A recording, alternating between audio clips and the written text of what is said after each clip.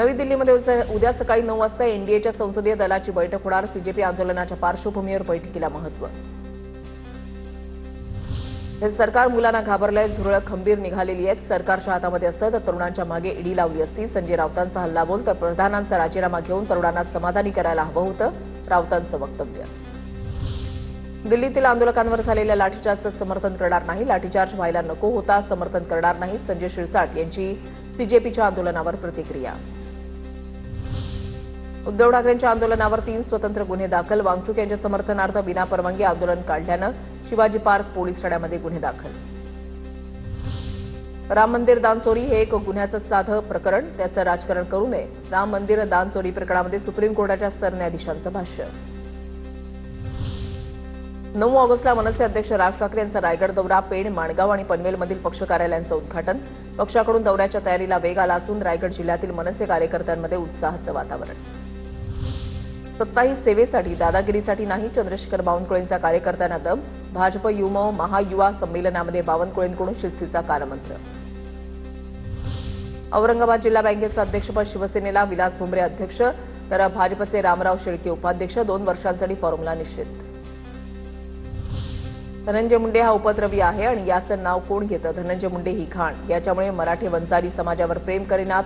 धनंजय मुंडेंना टोला तर सोनम वांगचूक यांना सर्वांनी साथ दिली पाहिजे। दिल्लीमधल्या आंदोलनावर जरांगे पाटलांची प्रतिक्रिया। आता पाहूया टॉप 9 महत्त्वाच्या बातम्या। राष्ट्रीय सुरक्षा सल्लागार अजित डोवाल यांना लोकमान्य टिळक राष्ट्रीय पुरस्कार जाहीर। अमित शाह यांच्या हस्ते पुरस्काराचं वितरण होणार।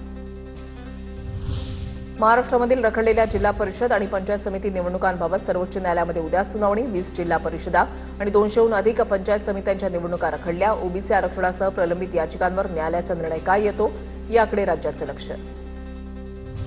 थकलेला चेहरा, बारीक शहर, सलमान खानचा अवतार पाहून चाहते चिंतेत। तुम्हा सर्वांची तब्येत कशी आहे? पोस्ट शेअर करत भाईजानकडून चाहत्यांची विचारपूस।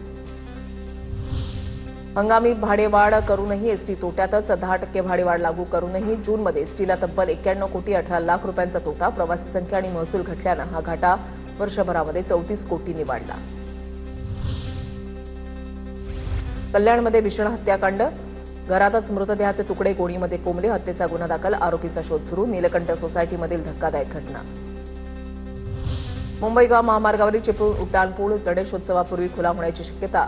बहादूर शेख नाका इथल्या शेवटच्या गर्डरचं काम अंतिम टप्प्यात। 2 दिवसांमध्ये गर्डरचं काम पूर्ण होणार असल्याची माहिती।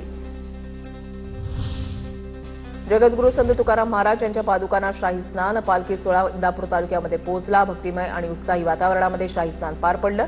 या नयनरम्य सोहळ्याचे साक्षीदार होण्यासाठी हजारो वारकऱ्यांनी आणि भाविकांनी नीरा तीरावर मोठी गर्दी केली होती।